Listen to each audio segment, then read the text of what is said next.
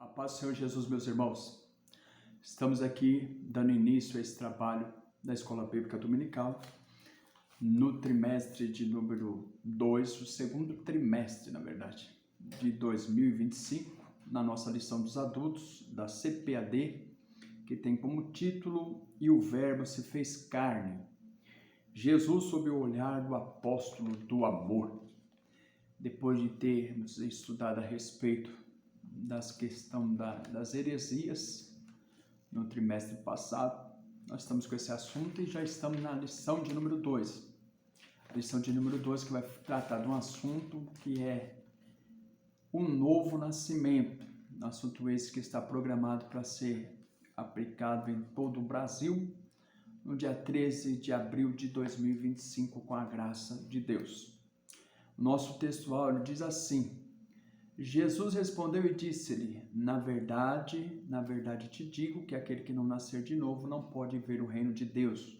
O Evangelho de Jesus, segundo escreveu João, capítulo 3, versículo 3. A nossa verdade prática nos diz: o novo nascimento é um modo bíblico de transformação radical da natureza do pecador.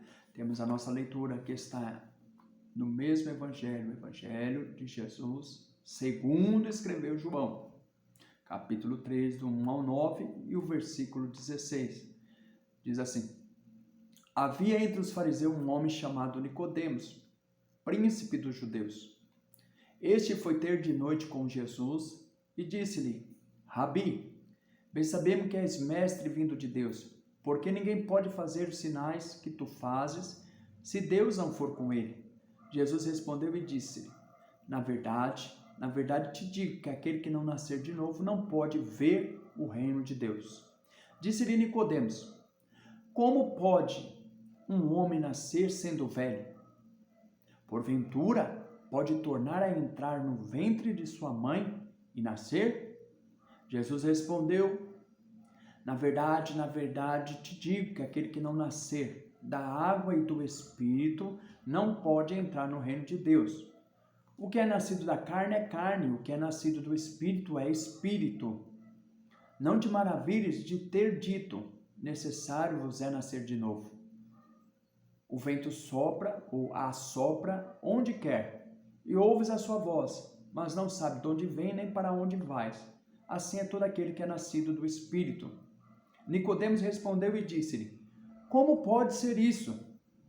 O verso 16 diz: porque Deus amou o mundo de tal maneira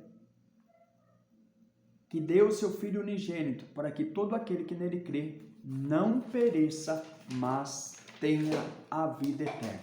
Meus amados, esse assunto é importante. E o importante é nós já partimos do entendimento que a introdução já nos dá aqui. Olha que legal. Nessa lição estudaremos uma das mais significativas obras do Espírito Santo, a regeneração.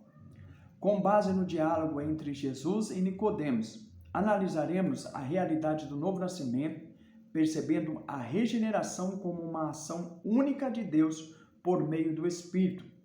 Adicionalmente, destacaremos a importância dessa extraordinária obra na vida do pecador e os meios que Deus disponibiliza para que possamos vivenciar a experiência da regeneração.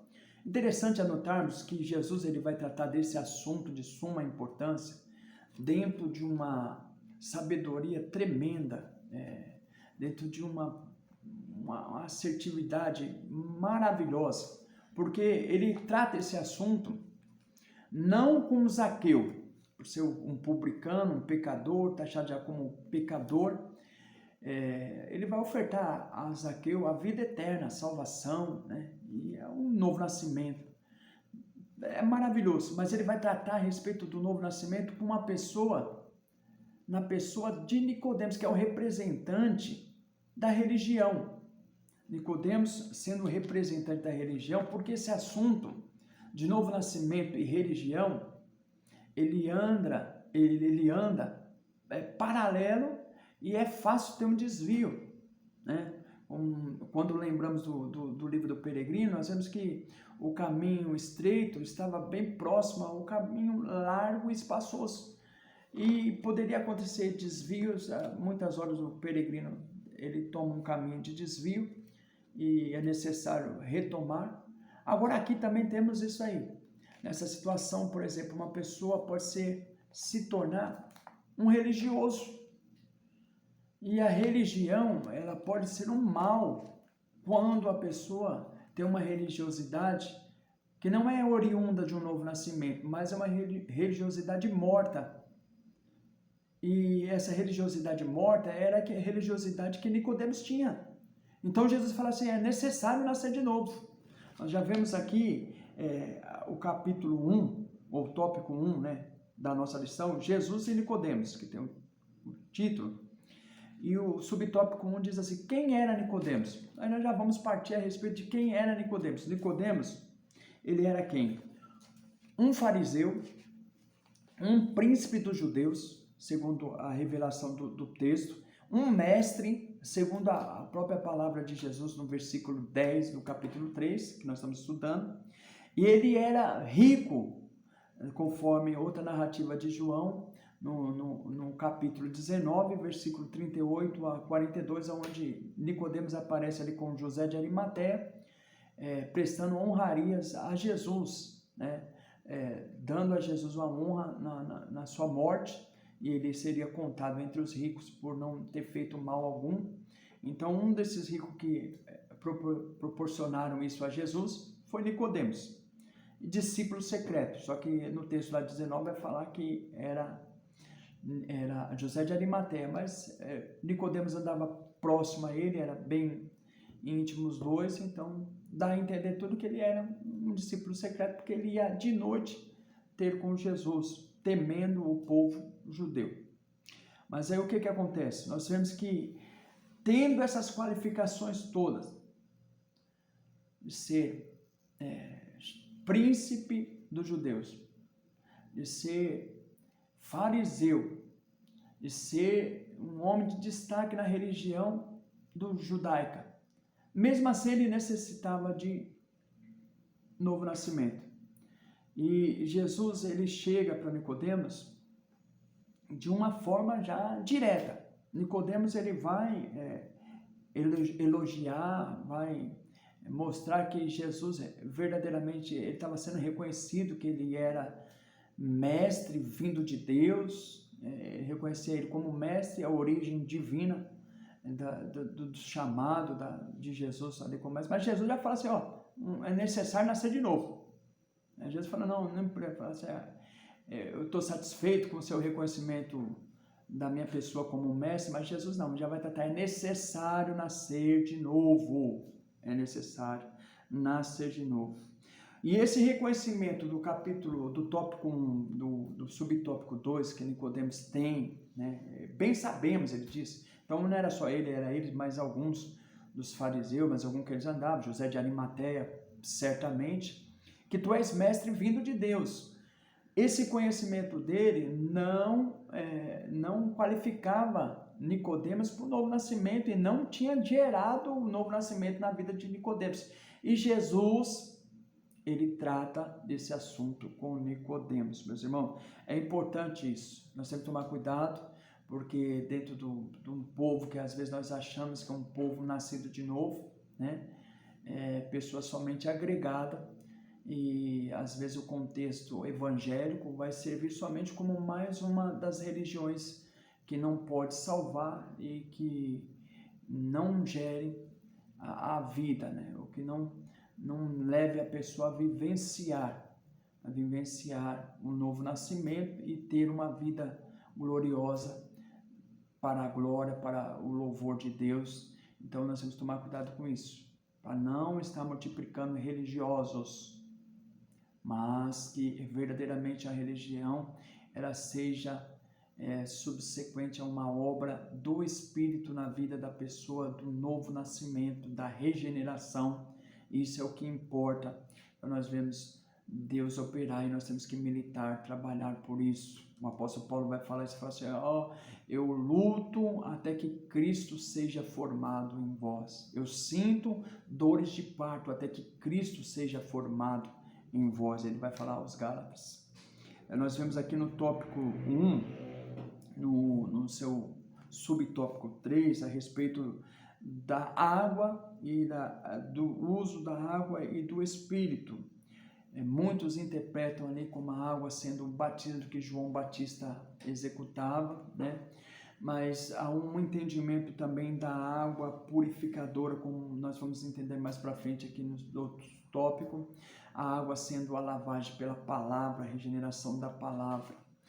E nós vemos aqui a água, a palavra e o Espírito tem uma perfeita sintonia, tanto que a palavra de Deus vai falar em Efésios: tomai a espada do Espírito, que é a palavra de Deus. Então, o Espírito Santo ele vai usar do meio da palavra, da pregação, da exposição das Escrituras, para gerar um novo nascimento no coração do pecador. Nós temos também, meus amados, essa questão das águas purificadoras. Catamos o texto lá de Ezequiel 47, fala de uma água que sai do trono de Deus, e essa água ela vai passando onde tem morte, ela vai gerando vida. Então é a ação do Espírito, o rio do Espírito, que é necessário estar atuando na vida do pecador para um novo nascimento. Daí a palavra também de Deus, ela nos diz que não é por força nem por violência, mas pelo meu Espírito, pelo Espírito de Deus que opera eficazmente, o Espírito Santo que aplica, faz a aplicação da obra de Cristo Jesus no coração e na vida do pecador.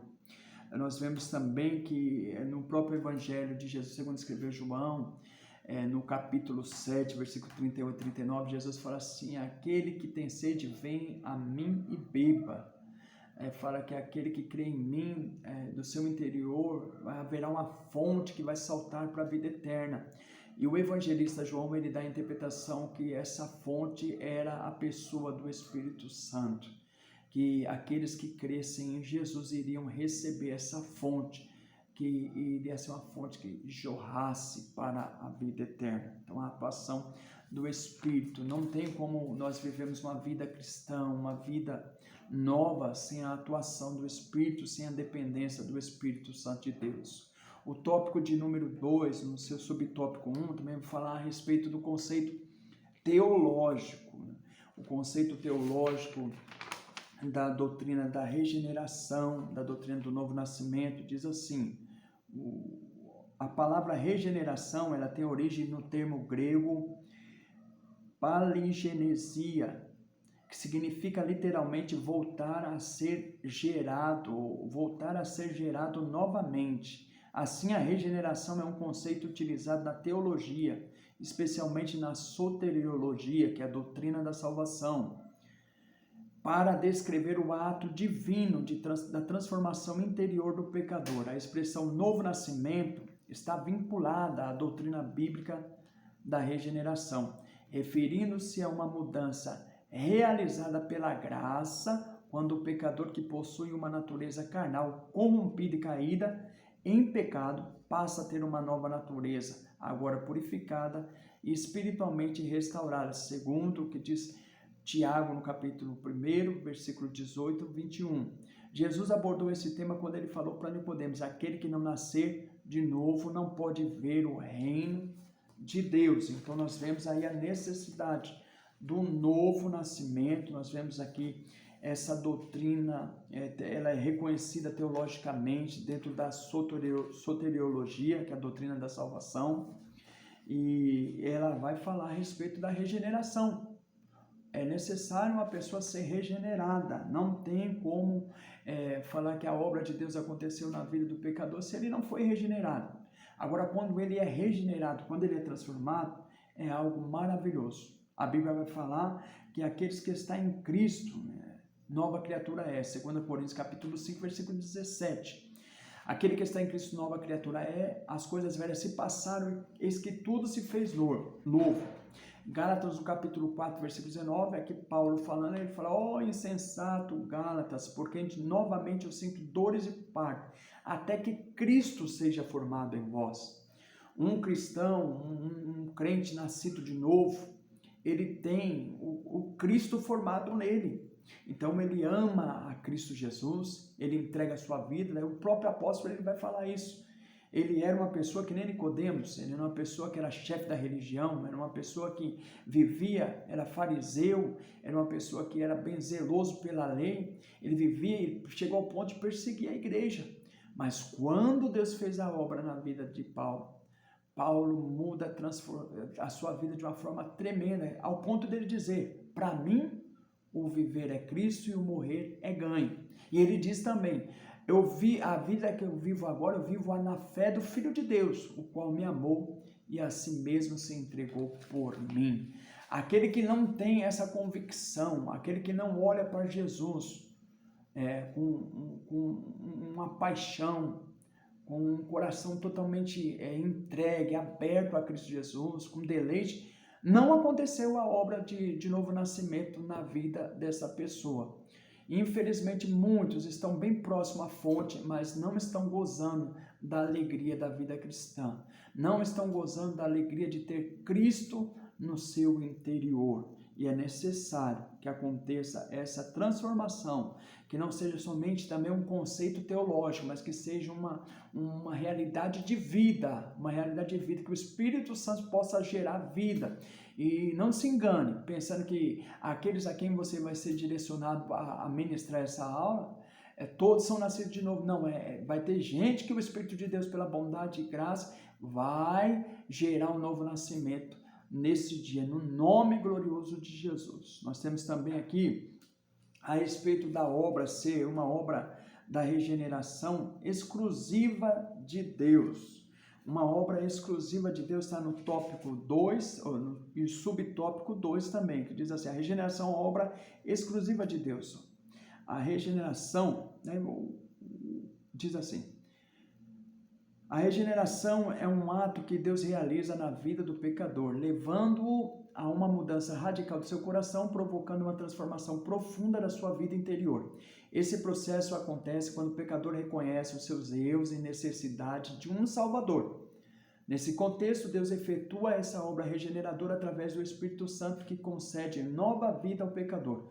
Por essa razão, a regeneração é uma ação puramente divina. Na Epístola ao Tiago, nós encontramos a seguinte afirmação: toda boa dádiva é dom perfeito de Deus, o dom perfeito vem do alto, segundo a sua vontade, ele nos gerou pela palavra da verdade. Tiago, capítulo 1, versículos 17 e 18.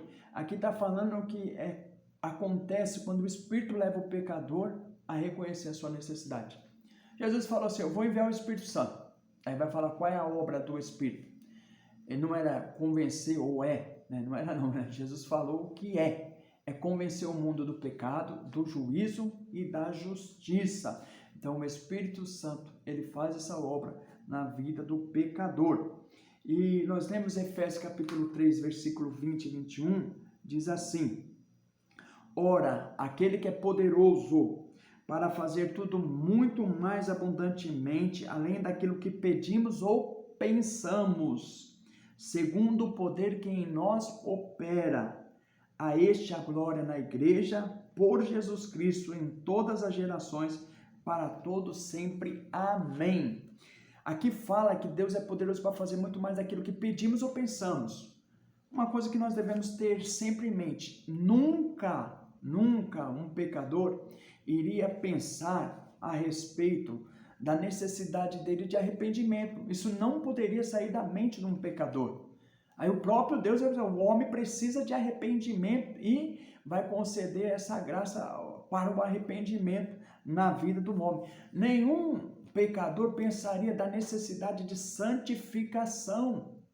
Não, e aí Deus ele pensa muito mais além daquilo que nós pedimos ou pensamos e coloca o crente, o nascido de novo, o regenerado, numa vida de santificação.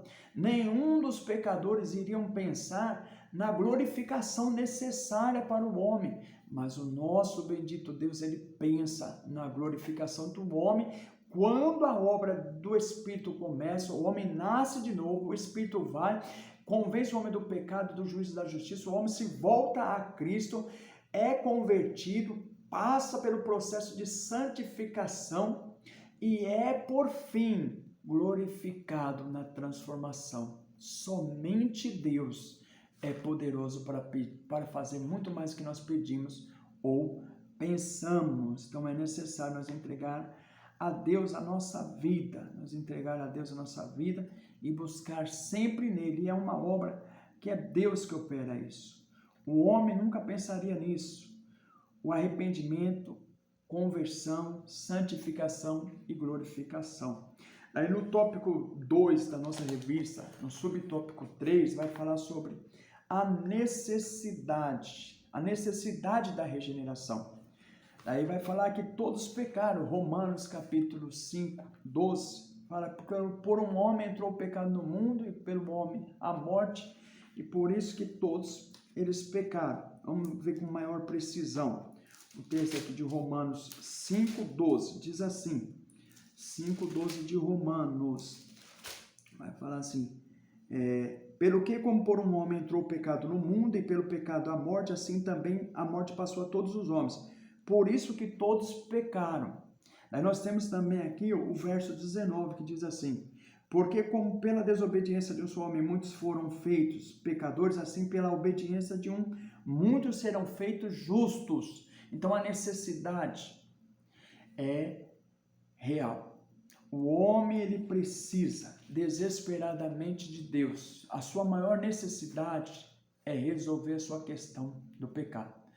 Aí nós vamos para Hebreus capítulo 9, 27, ali 28, vai falar a respeito de que Cristo Jesus veio a primeira vez para resolver a questão do pecado e aparecerá a segunda vez sem pecado aos que o aguardam para a salvação. O que quer dizer isso? Quer dizer isso, né? Apareceu a primeira vez com pecado e aparecerá a segunda vez sem pecado.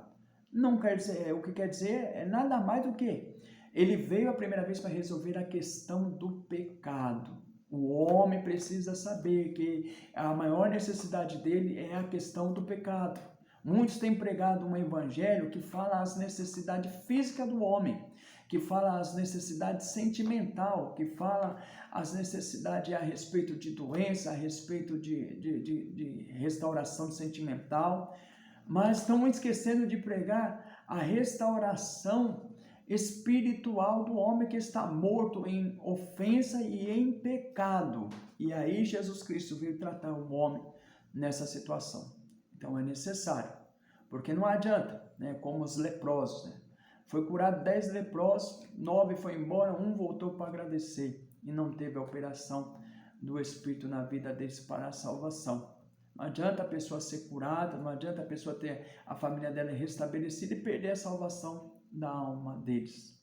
É necessário entender a maior necessidade, ou a necessidade é que todos os homens estão mortos em pecado e precisam desesperadamente do bendito Redentor Cristo Jesus. Até Jesus ele vai falar em Lucas capítulo 24 que era necessário, é mister que o Cristo padecesse, que sofresse, que ao terceiro dia ele ressuscitasse dos mortos e que em seu nome pregasse a redenção, a remissão dos pecados, perdão do pecado para a salvação daquele que crê, tá? E ele falou assim, depois de ressurreto, né? Ide ao mundo e pregar o evangelho a toda criatura. Quem crer e for batizado será salvo. Então, nós vemos a necessidade de se pregar o evangelho, a necessidade porque o homem está morto no pecado. Nós vemos aqui também o tópico 3 da nossa lição, vai falar sobre a operação do Espírito no seu subtópico 1, 3.1, diz assim, operação do Espírito, olha lá. O conceito de nascer da água refere-se de forma metafórica à ação purificadora do Espírito, embora muitos interpretem água no Evangelho de João como uma alusão ao batismo cristão. A regeneração que se produz não é algo físico ou material, mas sim uma transformação interior que apenas o Espírito Santo pode realizar. Nesse sentido, o nascer da água simboliza a obra purificadora do Espírito, referindo-se àqueles que são nascidos do Espírito. Daí tem a citação do texto que nós estamos em estudo, do versículo 5 e 8 de João, do Evangelho de Jesus segundo escreveu João, capítulo 3. Tá? E, de certa forma, o modo como se manifesta a regeneração na vida do salvo possui um caráter misterioso. No entanto, é inegável que aqueles que vivenciaram essa experiência recebem, mediante a ação do Espírito, uma nova vida em Cristo e a lavagem da regeneração, da renovação do Espírito. Aqui é interessante nesse tópico, e no subtópico 1 do capítulo do tópico 3, é interessante nós olharmos aqui a respeito da interpretação de que o novo nascimento poderia se dar através do batismo cristão, né? O batismo do arrependimento, batismo nas águas. A Igreja Católica entende que o nascimento ou a entrada no relacionamento com Deus vai se dar pelo batismo. Por isso tem um batismo ali das crianças. Só que quando nós olhamos, Jesus fala assim: eu sou a porta. Aquele que entrar por mim entrará, sairá e encontrará pastagem. Então é necessário que entre por Jesus. E para entrar por Jesus, ele tem que ser convencido do pecado, do juízo, da justiça.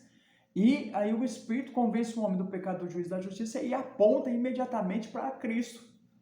Aonde tem uma justiça que eu tanto necessito?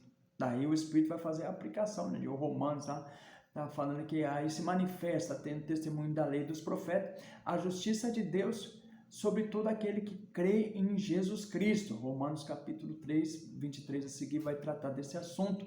Então o Espírito vai falar. O novo nascimento começa não no batismo nas águas, mas o novo nascimento se começa de uma forma espiritual. Aqui está falando no sentido metafórico, né? Não é algo físico, então não adianta nós levar uma pessoa para batizar. Se você batizar um pecador 1000 vezes e 1000 vezes ele não nascer de novo, não adianta, que não vai acontecer a obra da regeneração. Ele tem que entender o evangelho, ser convencido do pecado, do juízo e da justiça para nascer de novo. Tem igrejas que estão até rebatizando a pessoa, porque dizem que a pessoa precisa de uma renovação e vai para o batismo nas águas. Não tem nada a ver com aquilo que a palavra de Deus ensina. A palavra de Deus vai ensinar que o novo nascimento é quando a pessoa é convencido, ele é colocado em convicção de pecado. E em convicção de pecado, tem que continuar a obra, não somente ser convencido dos seus pecados. Convencido do pecado, o pecador tem que olhar para o seu Salvador e falar: lembra-te de mim, como fez aquele ladrão na cruz. Lembra de mim quando entrar no seu reino. E olhar para Jesus e falar: eu preciso da salvação que tu tens. Eu preciso da justiça que tu dá. Eu preciso da vida. E aí o homem rendido, o pecador rendido, ele é levado a Cristo. E aí a obra do Espírito vai acontecer na vida dele e é coisa maravilhosa. Infelizmente, muitos não têm experimentado esse novo nascer, um novo nascimento, e eles têm vivido a sua vida cristã triste, uma religiosidade morta, e não conseguem experimentar a alegria do Senhor, que é a nossa força. A alegria do Senhor. O subtópico 2 do tópico 3 fala sobre a palavra como um meio da regeneração, né? Só que eu vou deter primeiro no tópico 3.1, que vai falar da obra do Espírito Santo, né? A obra do Espírito, do 3.1 vai falar da operação do Espírito. Aí fala assim, que o nascimento, de certo modo, é algo misterioso, né? A regeneração ali, o salvo possui tem um caráter misterioso. Nós não podemos falar que uma pessoa é salva ou não, a menos nós olhar para a obra dela. Nós olhamos para a obra dessa pessoa, esse aí, o fruto dela vai testificar que ela é nascida de novo. Aí como? Amando seu irmão, entregando a sua vida a Cristo. O que essa pessoa, como que ela olha para Jesus, o que ela fala de Jesus, quem é Jesus para ela, né? Como nós sabemos, por exemplo, que o apóstolo Paulo era um nascido de novo? É só nós olhar as obras de Paulo antes do novo nascimento e posteriormente ao novo nascimento. Então testificava, era somente obras internas ou externas. Ele fez 3 missões, 3 viagens missionárias, ele abriu igrejas em vários lugares do mundo. Era só isso? Não. É quando ele fala do sentimento dele, quando ele fala assim: para mim o viver é Cristo e o morrer é ganho. Então é uma obra que está na alma dele, no ser dele. Quando nós vemos ele ali, Paulo e Silas na prisão lá em Filipos, né? Aí eles são chicoteados, são açoitados, estão presos e estão louvando e adorando a Deus, um deleite em Deus, alegria em Deus. Quando ele não teme nem a morte, fala assim, eu combati um bom combate, acabei a carreira, guardei a fé, desde agora a coroa da justiça me está reservada, não somente a mim, mas a todos quanto amarem a sua vinda. E ele amava a vinda do Senhor, então ele tinha esse prazer em Cristo, e amou a ele ao ponto de entregar a sua vida e não tinha medo da morte, não. Ele queria Jesus e queria estar com o Senhor, ele falava que era melhor, né? Então aí nós vemos que essa pessoa que vai por esse viés, né? Que Cristo vai ganhando insignificância no ser dele, na vida dele, e ele vai demonstrando pelas obras que ele executa em prol do reino de Deus, em amor pelas almas, como o apóstolo Paulo ele fez. Dá para nós tirar uma base a respeito de quem é nascido de novo. Era levado, né, pelo Espírito, né? O Espírito como o vento sopra para onde quer. Esse aí é conduzido pelo Espírito. Aonde tinha uma necessidade, o Espírito levava o apóstolo Paulo e aí a obra era maravilhosa. E assim nós devemos ser nascidos de novo, cheios do Espírito, para que Deus venha realizar a obra pelo Espírito Santo através das nossas vidas. E nós vemos também aqui, meus amados, que essa obra do Espírito, ela é aplicada pelo Espírito Santo. No mesmo certo sentido, nós temos ali Deus nas três pessoas, o Pai, o Filho e o Espírito Santo, eles trabalham nessa obra do novo nascimento, né? A obra do novo nascimento, o Pai, nós temos assim, num certo sentido, que ele é aquele que arquitetou esse meio de religar o homem a Deus, né? Através de Cristo Jesus. Cristo Jesus foi aquele que executou o plano, né? A Bíblia fala aqui, porque Deus amou o mundo que deu seu Filho. Então, no amor de Deus, Cristo foi dado. Para quê? Para condenar o mundo? Não, para que o mundo fosse salvo por ele. E aí Jesus, ele vem, vive uma vida santa. Tem uns ensinamentos maravilhosos, mas somente os ensinamentos de Jesus, prestem bastante atenção, não é suficiente para te salvar, não é suficiente para me salvar. Era necessário que, mesmo ele tendo esses tremendos ensinamentos que nós devemos viver, os ensinamentos de Jesus, ele é a razão da nossa salvação. No seu corpo, daí você vai para Hebreus capítulo 10, que vai estar falando lá assim, sacrifício e oferta pelo pecado não quiseste, mas corpo me preparaste. Então, quando fala que corpo foi preparado para Jesus, está querendo dizer o seguinte, que ele é o que João, o Batista, ele viu e falava assim, eis o Cordeiro de Deus que tira o pecado do mundo. Então, ele teria que viver na carne, e na carne ele tinha que vencer o nosso maior inimigo, que é o pecado, vivendo vida santa e sendo levado ao madeiro e entregando a sua vida numa morte a qual era substituta, que substituiria as nossas vidas. Aí nós temos a doutrina da imputação. Os nossos pecados seriam lançados sobre Jesus Cristo e a justiça de Cristo é lançada sobre a vida daquele que crê. E obviamente nós crendo em Cristo, nós encontramos essa salvação maravilhosa. Então era necessário que ele viesse em carne. Era necessário que ele na carne condenasse o pecado e entregasse a vida por nós. E ao terceiro dia ressuscitasse dentre os mortos e foi assunto ao céu. E a nossa salvação está assegurada, garantida na pessoa de Jesus. Só que essa notícia, só que essa obra que Cristo realizou, ela deveria ser propagada. Ela deveria ser aplicada ao nosso coração, ao coração do pecador. E quem faz essa aplicação? É o Espírito Santo de Deus. E como que o Espírito faz? O Espírito faz usando os pregadores, usando aqueles que proclamam boas novas. Quando nós proclamamos as boas novas, nós estamos sendo usados pelo Espírito Santo de Deus. E aí a palavra de Deus, ela entra no ser do coração, na alma, ali do pecador, e ela faz a mudança, e o Espírito opera eficazmente. E nós vemos isso, é uma obra de Deus e é maravilhosa. Nós temos também no tópico 3, no subtópico 2, que é a palavra como meio da regeneração. Qual dos meios que é utilizados, né? Um meio é o Espírito, um dos meios é o Espírito, e o segundo meio vai ser a palavra de Deus, a regeneração. Aí é citado o texto aqui de Pedro, que vai falar o seguinte, em 2 Pedro, a palavra. A palavra de Deus tem poder regenerador na vida do pecador, conforme podemos ler na epístola do apóstolo Pedro. Diz assim: sendo de novo gerados, não de semente corruptível, mas da incorruptível, pela palavra de Deus viva e que permanece para sempre. Não da semente corruptível, mas da incorruptível, pela palavra de Deus. O homem é gerado pela palavra de Deus. O Espírito usa a palavra e a palavra ela é aplicada no nosso coração e a obra de Cristo ela se segue com o agir do Espírito no nosso ser, no ser do pecador. Semelhante em Tiago, também nós vemos que pela sua vontade, Deus nos gerou pela palavra da verdade. Está em Tiago capítulo 1, versículo 18.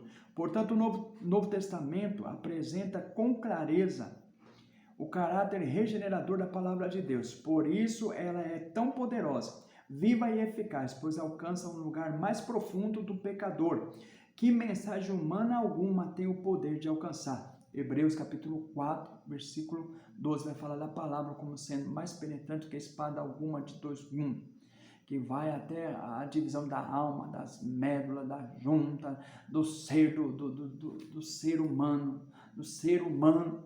Deus ele alcança através da palavra e ela é semelhante, e ela é a semente que o Espírito Santo se serve para gerar uma nova criatura. O Espírito Santo vai usar a palavra. A palavra de Deus ela é utilizada. Ela é utilizada para barrar os ataques de Satanás, como nós vemos na tentação de Jesus. Jesus fala nem só de pão vive o homem, Jesus cita a Bíblia e o Satanás também vai tentar a ele citando a Bíblia e nada pode ficar verdade senão a verdade. Jesus vai falar a respeito de não tentar a Deus, porque está escrito também, mas essa palavra, que ela serve como defesa das tentações, ela serve também para gerar vida. Quando se prega Cristo Jesus, irmãos, é necessário que Cristo seja pregado. Os apóstolos chegam ao ponto de falar assim, Moisés tem quem pregue Moisés, mas nós devemos pregar Cristo glorificado. Paulo ele fala assim, não, nós pregamos, os judeus pedem sinal, os gregos buscam sabedoria, mas nós pregamos Cristo e pregamos Cristo crucificado. O que quer dizer isso? Não é somente um Cristo que é milagreiro, que faz maravilhas e faz milagres. Não, nós pregamos um Cristo que foi crucificado para ser a causa de salvação de todos quantos lhe obedecem. Então é necessário, amados, nós entendemos isso e a necessidade de pregar a palavra de Deus. Exponha a palavra de Deus sempre. Sempre quando você estiver falando com alguma pessoa a respeito, nós gostamos de contar testemunhos. Testemunhos são bons. Pode ser contado sim, embora eu tenho uma pessoa que admiro muito, que é o Charles Spurgeon, né?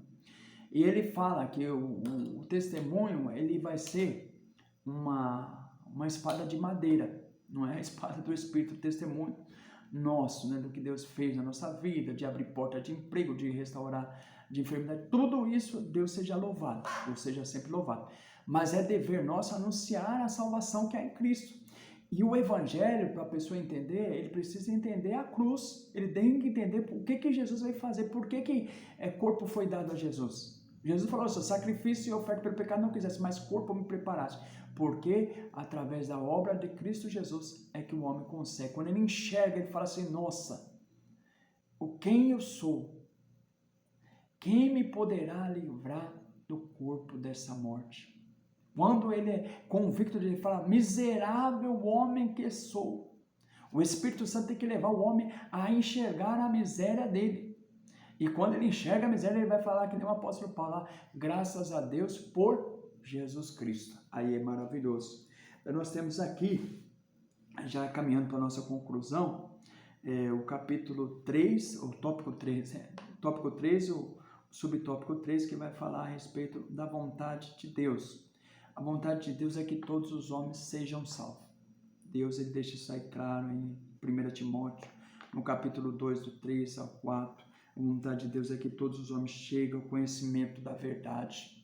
e ao conhecimento da verdade, e a verdade que gera a libertação. Conhecereis a verdade vos libertará. É também uma citação do Evangelho de Jesus, segundo escreveu João. E nós vemos também em João capítulo 3, né, que é o capítulo que nós estamos estudando, no seu verso de número 19, dizendo assim que a condenação é qual?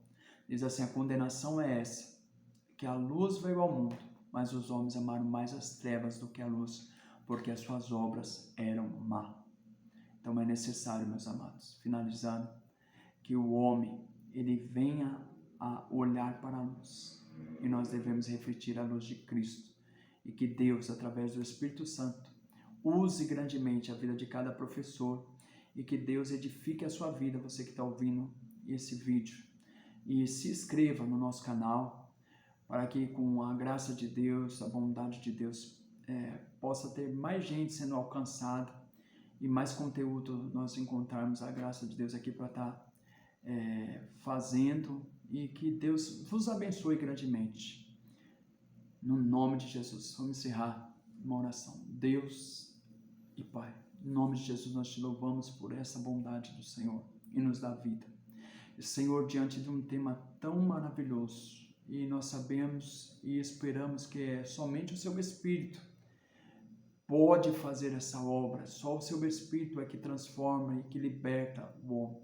Pedimos que o Senhor use a vida de cada professor, que o Senhor abençoe a nossa nação, aonde essa palavra será ministrada, Pai. No nome de Jesus, pelos méritos de Cristo Jesus, eu peço a sua bênção e agradeço em nome de Jesus. Amém e amém.